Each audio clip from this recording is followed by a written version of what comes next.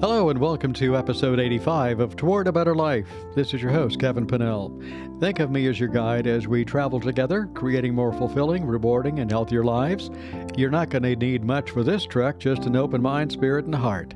Toward a Better Life podcast features like-minded people sharing their stories, ideas, and activities on what can be done to generate a better life individually and collectively. Insights and advice on how to create a better life for yourself can also be found at www.towardabetterlife.com. That's www.towardabetterlife.com. You'll find several opportunities there for self-care, a few products, spiritual growth, and online classes for your own journey toward a better life. I also offer mentoring sessions too. If you'd like more information about that, just drop me a line and I'll give you that information in a little bit. If you enjoy the episode, if you're learning something new today, please do consider following the show, subscribing through your favorite podcast platform like Apple Podcast, Spotify, or Amazon, to name a few, and please be sure to leave a good review for me. Also, with expenses rising, as they do from time to time, to keep the podcast going, please consider sending a donation through PayPal to my email address, kevin@towardabetterlife.com. That's kevin@towardabetterlife.com. And like I said, there are going to be a few products and so forth on the website for you too. Please help this podcast reach out to even more people who are interested in moving toward a better life. On this episode, we'll be talking with Aiden Gabor. Aiden was still a teenager when Department of Justice agents approached him with an ultimatum. Spend your life in prison for racketeering, embezzlement, extortion, and conspiracy to commit murder, or become our undercover agent. What he did not expect was how his life would be changed toward the better. Stay tuned now while Aiden Gabor shares how to reinvent life to one that really counts on this episode of Toward a Better Life. Hello, Aiden, and welcome to Toward a Better Life. So glad that you joined us today. Thanks for coming on. Thank you, sir. It's an honor to be on, Kevin. So you have quite a background as far as what's going on and what has gone on with your life. And I mean, we're talking about mob life, reformed life of a criminal. Self-growth is the thing that I like to look at. And I guess you also have some dealings with ALS. So can we just start off and you're sharing as comfortably as you can, so a little bit of background information about who Aiden might be? I grew up, my father was an associate with a crime family, and I grew up very young. We had like barbecues, I guess you could say, or family gatherings that we would have. If we had pasta, everybody from the old country would come in. And I started off there. One of my, I guess you could say, mentor, his name was Eddie, told me to, come into the shop. I got something for you. And he had a shop. It was like a garage, but it was a pretty big place. They had those sitting area, like a little lounge area for everybody. And I would go there and he'd say, take this on your bike, drive it, take it with your bike, don't look at it, drop it off somebody. They may give you something, bring it back, don't look at it, come straight back. And they give me money, and my buddies and I run to the candy store and be a king going at the candy store. And then we, from there, I kind of, stayed around as I was like 9 or 10, I started that. When I got about 14, they were teaching me how to drive, how to shoot, all this stuff. I would clean around the garage, do other odds and ends for them. Most of them I was running things and on my bike, and then taught me how to drive. And for there, I worked my way up, and towards the end, when the FBI and all that came in, there was always a lot of police officers in the shop. There was also a chop shop, and you'd see federal guys in there. And when I was younger, I'd ask, like, you a policeman? You show me your badge. Yes, sir. You be good, but they're with Eddie and them. And as I got older, I realized what these guys were. And the FBI came in, and Eddie said, you need to leave, that we're all about to go to jail. I'm leaving. I don't know if I'll see you. And he goes, just do me a favor, keep an eye on my son. And he left. That's the last time I ever saw him. I was about 19. He told me to go to school. I have a chance to go to school to play football, and I took my opportunity. And as I was at school, a couple of guys from the DOJ showed up, and At first I told him basically I don't want to deal with them. Am I getting under arrest? He said, you can be. You need to come with us to talk. And I'm thinking, that's right, though. The rest of it. Then I said, let me figure out what these guys are doing. So we went to a place to eat. And basically, they threw pictures in front of me, had me with Eddie and Dominic, a couple guys, and my mom with Eddie and Dominic, my dad. And I really, really was worried. They told me, you know what, you're looking at jail time. You can go to jail with this brand new law called RICO. And Hmm. I'm like, really? What the heck? You're a college boy. Go look it up. Go to the library. Hmm. So I had no clue what it was. So I Hmm. went and I read, and they said we'll talk to you in 3 months. But I'm going to be honest. I didn't care about my dad. I really didn't care about myself, and I cared about my mother. When I heard they said they put my mom in jail, I don't care any boy or man or whatever says. We're all mama's boys. I know I was. I Hmm. talked to my mom every day until she passed. So Hmm. I was worried about that. But when they said my mother, that just that was. So they gave me several months, and I couldn't eat, couldn't sleep, played like shit. And then they came back, said we went back to another restaurant off the town, and I said, "Yeah, what do you need me to do?" I mean, I had no idea what's going on. I was scared to death for my mom, and they told me, "Well, right now you just need to party your way out of school for the year. We'll give you money. Play with the college girls.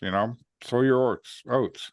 And I said, yeah, okay. So I drank and partied and got my way home. And then after I got home for the summer, I met him a couple hours away at another restaurant, and they told me they want me to get on. Um, that we good. You did what you need to do. We want you to get on this department as a police officer. And I'm like, are you shitting me? Really? You guys are and they're like, yeah, we want you to get on. And they didn't tell me what happens if I didn't get on.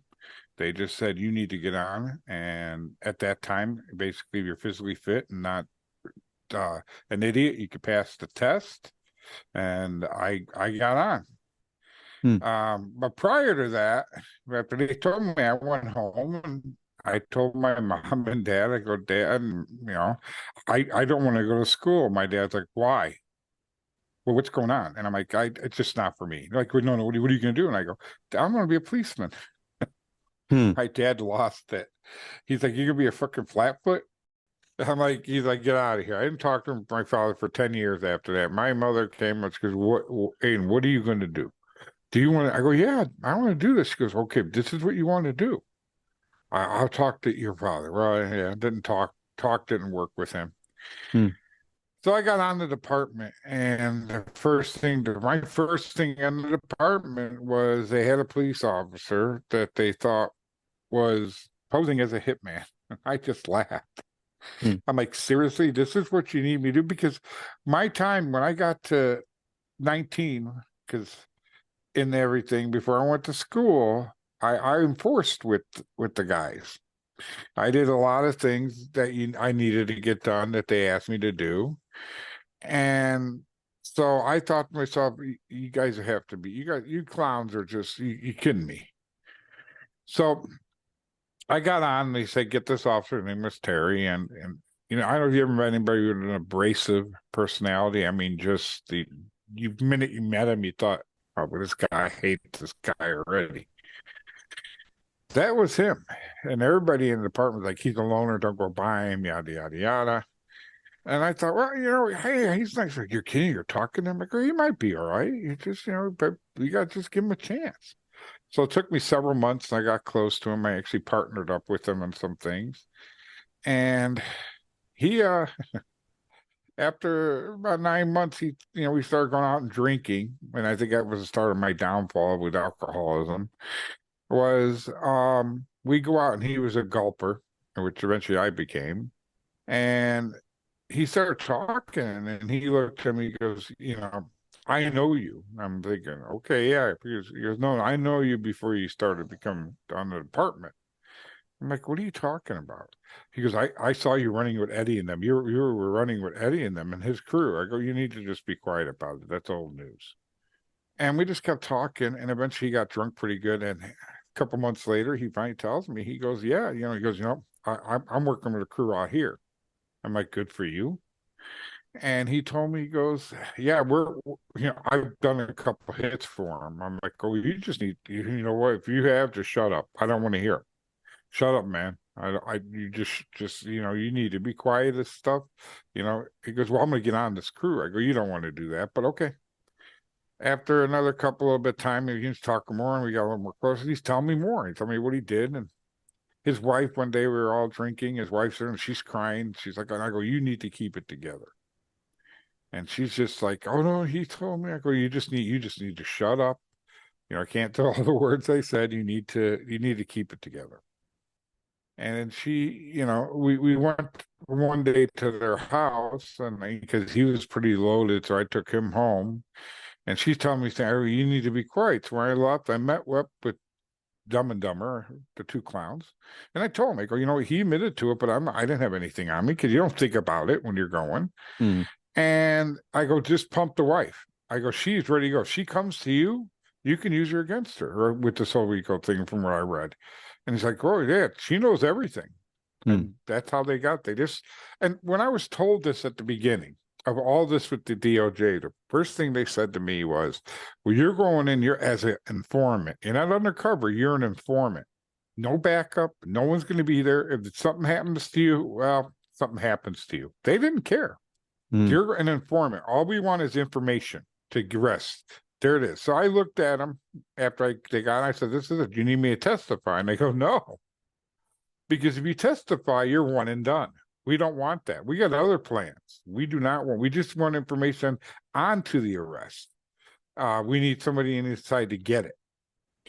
And I thought, why would you guys, want me to do it? And it took a long time. And I finally realized that what they wanted is, since I ran with these guys and I did what I did, they wanted a snake to go into the snake pit. And what's better than send somebody that's got a personality? Now, I eventually found out through the therapist that I have no empathy for people, and I'm a sociopath to a point. It just happened, my wife gets mad because we don't watch horror movies. My current wife, we don't watch horror movies. We don't, because I laugh. To me, it's funny. When somebody gets hurt, does not bother me. As long as I hope it sucks to be them. It is what it is. I don't care. And I've always had, and I always wondered why. And they say, this is what you have.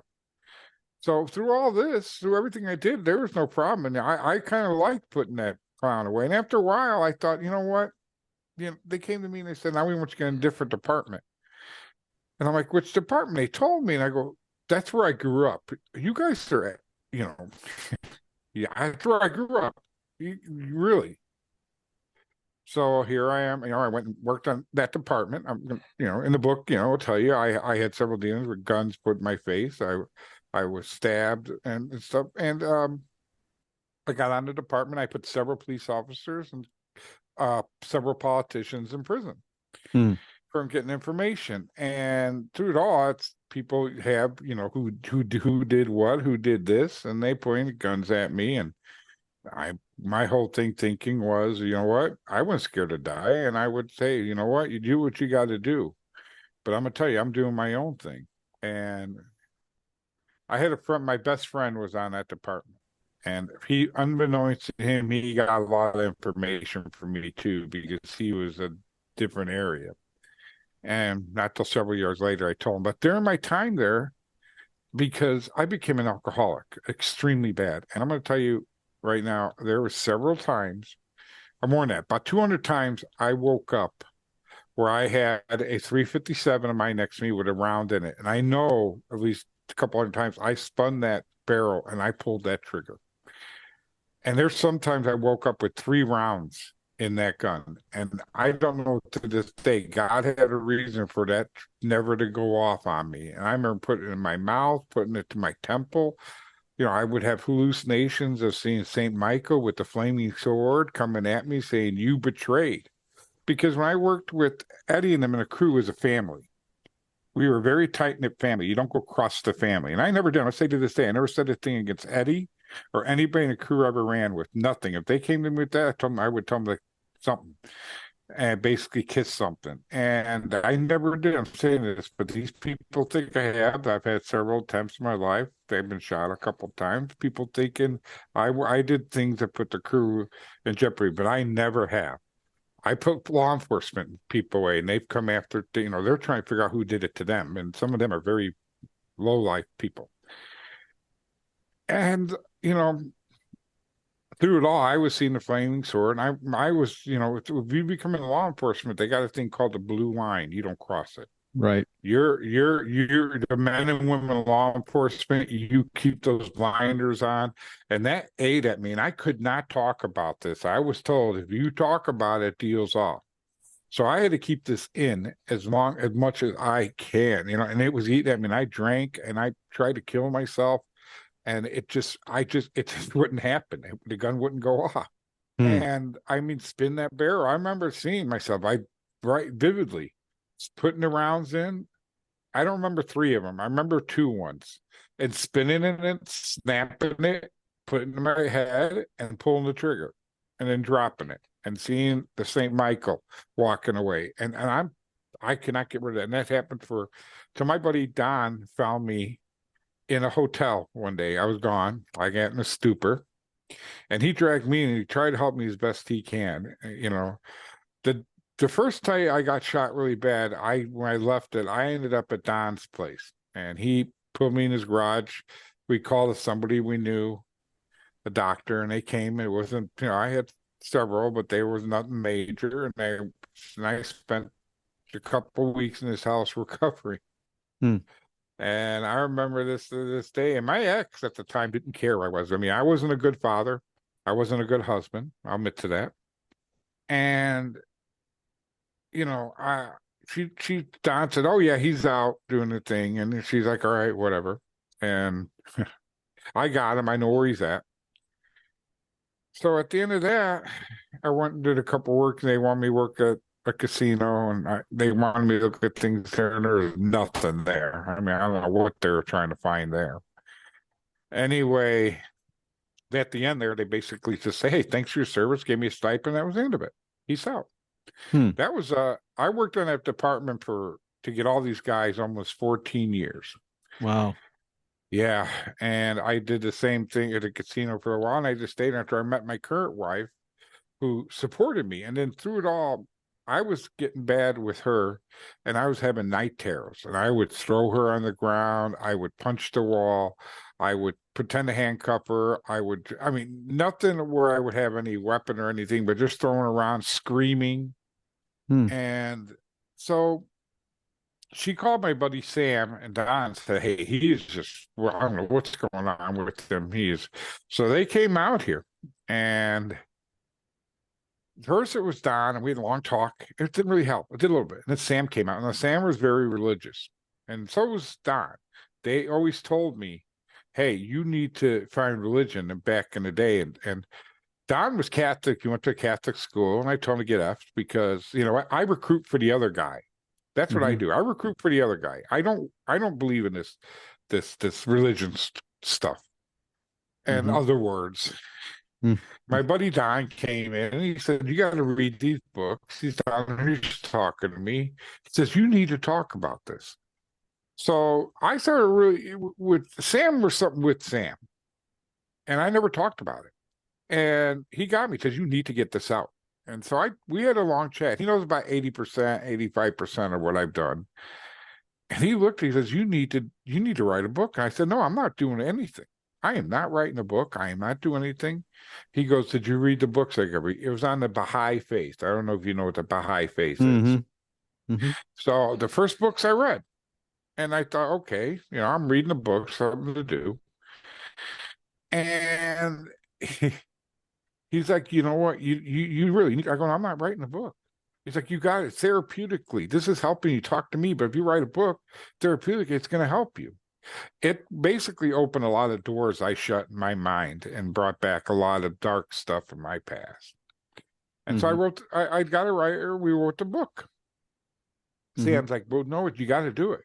And through it all, I was reading the Baha'i faith, and I'm not sure if you're very spiritual, but I was sitting outside, after reading verses from Abdul Baha'i, and I'm out in the sun. It's a beautiful day, not a cloud in the sky. And I'm looking up, and next thing I just felt different. And I did not like the feeling inside. I felt the warmth, and I'm like, oh, this sucks. I do not know what this is. I went inside and told my wife because she was always pushing me. You need to be more religious. She's like, you're getting it. And so in Baha'i faith, you do Rui classes. Well, my wife, Sabrina, she stayed with me, and she knows about 90% of what I've done, maybe a little more, about 96. And she stayed with me, and she did these classes with me, Baha'i faith. It was 3 years. It was 3 days a week. It sounds like a Bible class. She did it with me. We would study it, did everything. And the whole time, she stayed her Christian belief. She never converted. She stayed Christian, but she supported me 100%. And, we dated for a long time. And the first time I had a bad heart attack, she saved my life. There's another incident prior to that where they asked if I had a DNR. She said no. They saved my life. And then, I did I had another issue. Somebody came after me, and she another one thing so I told her eventually I had a life debt, so I said, I got to marry you. Like, it's about time, asshole. It's about time. Anyway, but yeah, she stayed with me all the time Baha'i faith. So I've been reading Baha'i faith, and I believe in women, men and women are equal. I've always believed that. If you run a household, the mother or your wife runs your household anywhere I'm at, any people I know. So in some religions, the woman is subservient to the man, but in the Baha'i faith, we're all equal. The world is equal. I don't care if you're black, white, pink, purple, or green. You're all equal. We all bleed red. And if we don't bleed red, there's a problem there. But I believe that now. And I am out there pushing my way, talking to people. I'm with the Baha'i faith. I do classes 3 times a week. And that's what changed my life. I got ALS. I was diagnosed with ALS. And I didn't care if I died. Now I care about living to promote and bring that this world isn't hurting now. We need to bring ourselves together. We need to be one, work together. We got to get rid of racism and anti-Semitism. And, I work with special needs kids. I don't know if you ever worked or dealt with special needs kids. Yep. If the world looks at the way they look at everybody with the love in their eyes and the hugs and everything, I would never have done that when I was younger. I would never have thought, get away from me. You're freaking me out. I mean, but now I just love I'll do everything I can with Special Olympics, with anything to do with special need kids, because we need to go. There used to be a saying about the throwaway kids and stuff. They're not. Let me tell you something. Those kids are the best group of kids or adults you can be around. Some are older than me, and they're amazing. But pretty much that's most of that's 90% of my story in a nutshell. I went from one end to the other. And what a story that is. Thanks an awful lot for sharing all of that, Aiden. It's really good. And it's the reason why I wanted you to share on the program is we do share a lot of different viewpoints and a lot of different thoughts as far as how people can improve themselves, how people can overcome things. But I say, here's a guy that has overcome what some may consider as impossible.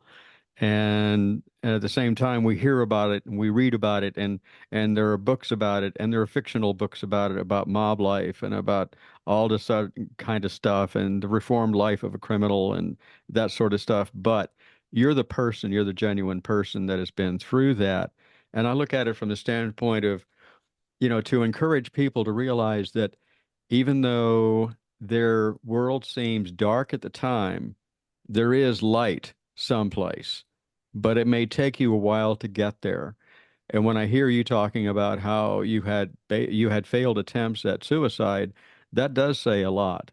And I mean, the universe has a way of taking care of stuff. And it says, sorry, Aiden, it's not your time. That thing just isn't going to work because we have better plans for you. And I listened to your story and we've listened to your story. I say, yeah, there is a difference because you're helping people now.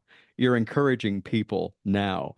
And just to realize on another note, on another podcast that I've got, we have discussed ALS, and I have a personal experience with that, and I do get it. And even in spite of that, you're still moving forward. And if nothing else, I would say, keep going until you can't go anymore, because that's a phenomenal story. And I think I commend you for that. And I commend you for coming on the program. So that's great. For the sake of it, people should understand the DOJ, just for the heck of it, is Department of Justice. And, there are good people out there in law enforcement. There are also bad people out there. And I remember it from my own days, because I was in law enforcement for a few years. And there is, like you said, Aiden, there is a blue line, and you don't cross it. You just don't. And it really doesn't depend on how big or how small the department is. It's still there. And sometimes that blue line can go all over the place, and I don't want to go there, as you may Yeah. appreciate. So tell us a little bit about your work with self-growth. That's one of the things that I see, because you had a couple of pivotal moments in that story, and it just says, nope, I can't go down that road any longer, or something has taken place. And so part of that self-growth, I know it, you had, like I said, you had pivotal points, but also it's a case that it's a continuation. And once that pivotal point takes place, you do start moving in a new direction, do you not? Yes. I mean, my was the Baha'i faith and spiritually moved me forward. I went through, you find out you have ALS, and most people always say, hey, Mike, you just got a death sentence. And at first I was like, oh, but then when you're really moving forward, thinking I can be better, I can make the world a better place. And while I'm still alive, I'm going to do what I can. Mm-hmm. And I may have lost some mobility and some stuff, but I am working my way towards it. I'm doing what I'm supposed to do, and I'm helping people as I can. I used to joke I'm very spiritual right now, but God's got a sense of humor. But everything I've done in my life, He's looking at me and going, "Hey, guess what? We still got one left for you. This ALS thing, we're gonna enjoy this."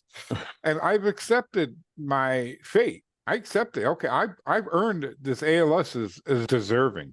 Mm, But moving forward, I got to make a better place while I am still here before I go to the next plane, where I'm going to have to fight my way to make myself a better person in the next life to make up for what I did in this life. hmm. So what I want to do is just help. I mean, we need to work together. Yeah. Like I said, no racism, get rid of anti-Semitism. We can't judge people by the way they look, because if we did, which we've been doing for thousands of years, and then we use religion to go against each other. Hmm. Just come together, Hmm. come and work forward. Like I said, I work with special needs kids because I enjoy, and I know it's something out there that we need to be more of, work together. A lot of people don't want to deal with them because they're different. Well, we're all Hmm. different. Hmm.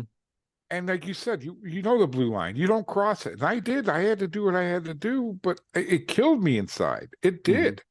And even though I don't have empathy, for some reason I'm finding stuff. It made me think, wait a second, you don't do this because it's a family. You don't betray your family. But in some cases, one bad police officer makes all the men and women, 100,000 good men and women law enforcement look bad because of that one. Hmm. And I want people to know there's people out there taking it. Get rid of those bad politicians, get rid of those bad law enforcement officers, so the other men and women are everybody in this world, you've done it. Go to Hmm. a department, a bigger department, walk one day in their shoes, one day, and then Mm. you'll appreciate and understand what they go through on a daily basis. And then you try to do that every single day. I talk to law enforcement people and military people about suicide because I've attempted it. And you don't, the things they see, they don't want, you can't unsee. Hmm. Law Yeah. enforcement, you see families destroyed. You walk into a scene where several people were shot, and you don't forget that. And the same thing, military. When you got to do what you got to do, protect this country. And what gets me in military, I'm going to go down that path for a second. is we train these men and women to become killers. That's their job. You go out and kill. And then when they're done with them, go be a normal person in society. Just go. Mm-hmm. You know, when you train somebody to be a killer, and then you tell them to go back and be normal, it's hard. It's got to be hard. It's talking to these men and women. It's hard. Mm-hmm. It's the law enforcement thing. Once you see, people don't understand, and that's why a lot of alcoholism, and a lot of suicide attempts, Mm-hmm. and going forward again. That's another. I want to talk to help. There's somebody out there to help you. I'll talk to somebody. You've got to talk to somebody. Yeah. And I wish people understand that, and I'm going forward to do the best I can. That my aha moment is world's hurting, we can make it a better place. And the Baha'i faith is one of them, but believe in God. I don't care. It's all the same God. We just have different messengers. Mm. But God is God, you know. We talk about this in the Baha'i faith in a Rui class, that Abdul Baha'i believed Jesus Christ was the Son of God. But every other messenger out there, Muhammad, Jesus was a messenger, the Son, Abdul Baha'i, and all the other ones are messengers, are coming out to give the message when needed. But when God sent his Son when the world really needed it. They needed it at that time to understand what's going on. But believe in a God, somebody, because that helps you spiritually, it helps you internally. And I'm going to be a person that said I was anti-religion, anti-God until I realized, and I feel a whole different person. And I believe that we can help each other spiritually, but just help each other. And I think the world could come out of this hurting we're in right now.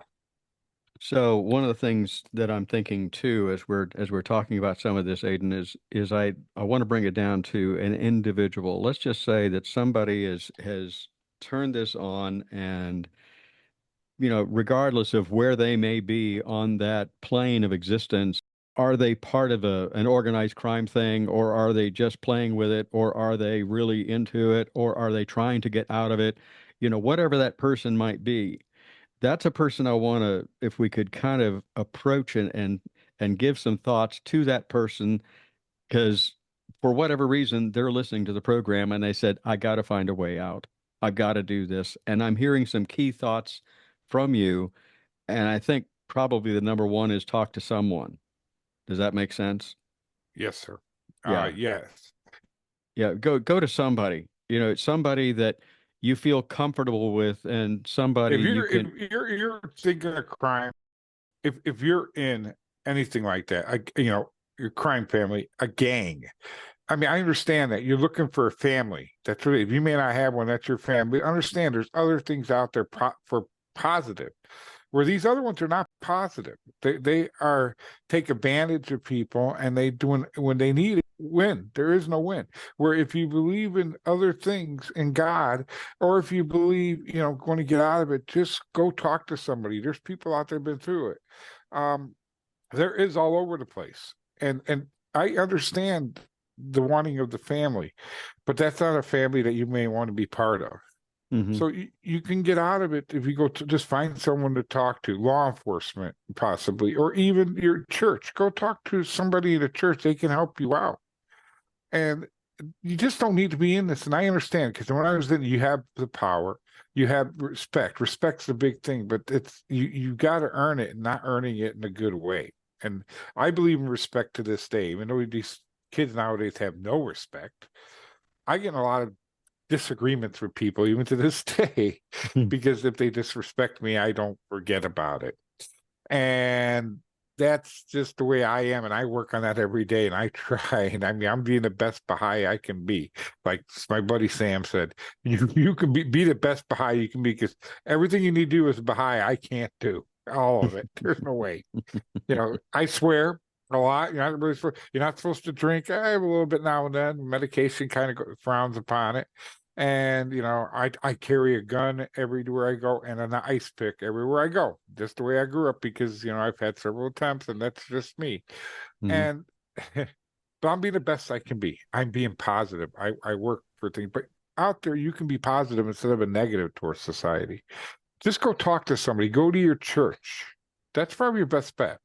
Because you go to church, they don't say anything against you. You go to law enforcement, if it's a gang, yeah, there could be a problem. Mm-hmm. But go to your local church, just talk to somebody, because there is always a way out. Yeah. Um, you know, I got out of with the crew because the FBI arrested everybody. You know, everybody that I ever ran with is dead, but they still have family, and I understand. I did that, and yes, they may get upset with you, but you can get weather the storm, and you can do it. Just have faith in yourself and have faith in God, and I think we all could work with that and get through that. That's how I look at it. That's a really good way of looking at it. So you seek out some advice, seek out some help, and we've looked at a couple of possibilities, and there are so many possibilities as far as who can I talk to? Can I talk to somebody at the church? Can I talk to somebody in law enforcement? You know, at the same token, I would say that one of the best things you can do is go to someone that is going to be neutral, and that could even be a social worker. That could be, you know, some sort of a counselor, something like that. But if you sense that you have a need to change, I would say, and correct me if I'm wrong, Aiden, but if you're listening to this and you're getting the idea that, man, I just can't do this anymore, this is not right for me, I'm going to hurt somebody, or I've already hurt someone, what in the world do I do? Well, you start off with talking with somebody. Reach out to someone, and you'd be surprised who can be out there to help you. It could even be a family member to direct you in the right way. So. I think, you know, being honest, that's what I'm hearing from you too, Aiden, is you've had quite a life, and yet at the same token, now you look at stuff from a more honest perspective than you did before. And there's things that have had an influence on you in this life. And one of the other things that I hear is, you know, missing the piece of the family and how important family is. And, you know, even we could spin off onto that subject and say, you know, if you have a family, respect that family and realize how powerful that family is, because there's a man here right now that's talking with us who didn't have that family and was seeking a family, and he found it. Maybe not what we wanted, maybe not what he wanted, but now he shifted into a family that counts. Does that make sense, Aiden? Yes, sir. Absolutely. Again, like you said, you need to talk to somebody, because if you hurt somebody or done something wrong, it's going to eat you up. Yeah. It's going to destroy you. Eventually, it's clearly going to destroy you. And I know that. And if you talk to somebody, like my buddy Sam said, talk, bring it out, like therapy. You're Hmm. right. Social worker is a great one. That's a great one, other than the church to go talk to. Somebody that will understand and help you. Maybe they have resources, they can get you out of it. But Hmm. if you hurt somebody, you need to have it out. Now, if you hurt somebody really bad, you know, law enforcement, I mean, I understand that. You may end up paying at the beginning, but at the end of it all, you're going to be a better person inside. Um, because it's the warmth that you will feel, and you will feel better, because it will eat and destroy you. Hmm. Um, I don't care how tough you are. Everybody's got a breaking point, Hmm. and eventually you're going to think about it, and eventually it's going to get to you. Yeah, for sure. And I don't want to neglect too the importance of if people want to understand a little bit more beyond what we've done here on the podcast, is you do have that true crime memoir called Conflicting Loyalties. Is that correct? Yes, sir. Conflicting loyalties. We have the website called conflictingloyalties.com. It tells you everywhere to go to pick it up. It will tell you more about my story and more about the Baha'i faith. But it is but conflictingloyalties.com. That's great. That's really good. This has been an eye opener, and I so do appreciate it. Aiden, I always ask people, what do they do to create a better life for themselves? And Aiden, what do you do to create a better life for yourself today? I am believe in God. I do my daily thing where I read with the Baha'i faith, but my one, just family, have a structure, talk, communicate with each other. And I think that you'll be a better person inside. Okay. Aiden, thanks ever so much for opening your heart and sharing your story here on Toward a Better Life. I hope you have a wonderful day. Thank you so much, Kevin. You too. It was an honor to be on, sir. Thank you, Aiden, for sharing a path on how to reinvent our life on this episode. You can find out more about Aiden Gabor and purchase a copy of his book through his website, www.conflictingloyalties.com. That's conflictingloyalties.com.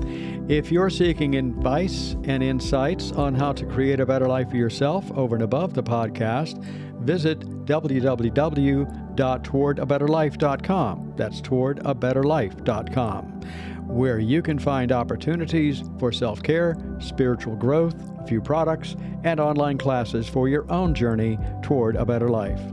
I'm also offering mentoring sessions, and if you're interested, please indicate that by sending me a note to kevin@towardabetterlife.com.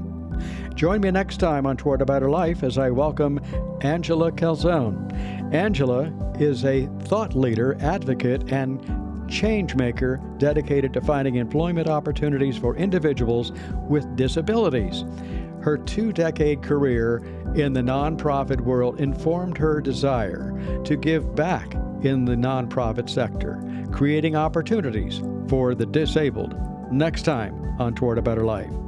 As I said earlier, if you enjoyed the episode or learned something today, please consider following and subscribing to Toward a Better Life through the podcast platform of your choice, like Apple Podcasts, Spotify, Amazon, or whichever one you choose, and be sure to leave a review.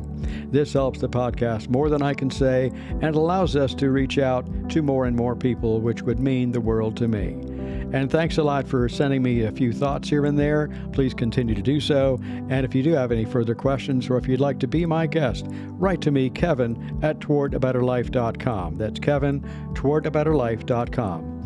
Until next time, enjoy your journey toward a better life. Bye-bye.